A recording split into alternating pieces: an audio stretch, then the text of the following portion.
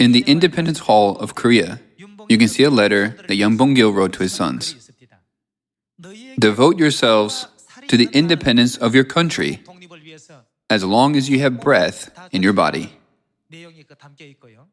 Since the process of the independence movement is very similar to that of our gospel, the letter greatly touched my heart. What does it say in Daniel chapter 7? The little horn waged war against the saints and conquered them. Thus, we lost our spiritual language. For a long time, we had forgotten that the Sabbath day is Saturday. For about 1,600 years, we had not kept the Passover and had forgotten that it is the truth that contains God's special grace. Since the little horn, the devil, the enemy who speaks against God, won. We had lost our ability to speak and write the spiritual language. We had lost all wisdom and knowledge of the kingdom of heaven. That is why we had remained silent for about 1,600 years. For this reason, God came to this earth again and restored the way that Satan had changed. Let us take a look at the book of Daniel, chapter 7, verse 15.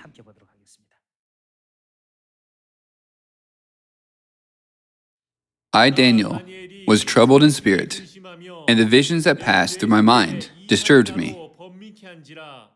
I approached one of those standing there and asked him the meaning of all this. So he told me and gave me the interpretation of these things. The four great beasts are four kings that will rise from the earth.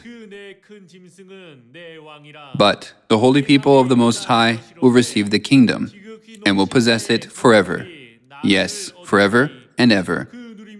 Then I wanted to know the meaning of the fourth beast, which was different from all the others and most terrifying, with its iron teeth and bronze claws, the beast that crushed and devoured its victims and trampled underfoot whatever was left. I also wanted to know about the 10 horns on his head and about the other horn that came up, before which 3 of them fell, the horn that looked more imposing than the others, and that had eyes and a mouth that spoke boastfully. As I watched, this horn was waging war against the holy people and defeating them, until the Ancient of Days came. Who is the Ancient of Days? It is God. Since God could not withstand such things anymore, He came again and pronounced judgment in favor of the holy people of the Most High. And the time came when they possessed the kingdom.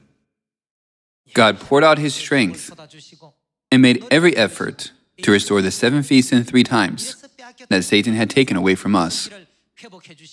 He restored the Passover and the Sabbath day.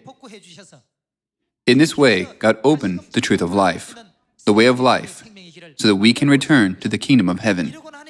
What will happen to the saints after this? It says that they'll be able to possess the heavenly kingdom they once lost. We cannot regain something just by waiting, just as we cannot wait for persimmons to fall from the tree. When we devote our heart, mind, and even life, like the independence activists who devoted everything for their country and people, then we can regain what was lost. Then, what about spiritually? The Ancient of Days came and restored what had been lost. Since we received teachings from Heavenly Father and Heavenly Mother, now we know our true identity and the importance of our spiritual independence movement. That's why we are carrying out this movement. How are we carrying out the spiritual independence movement? We are preaching the gospel, the 7 feasts and 3 times of the new covenant to all nations, hoping that we will be able to let people know that the way of salvation is in this truth. I would like to conclude today's sermon. Thank you very much.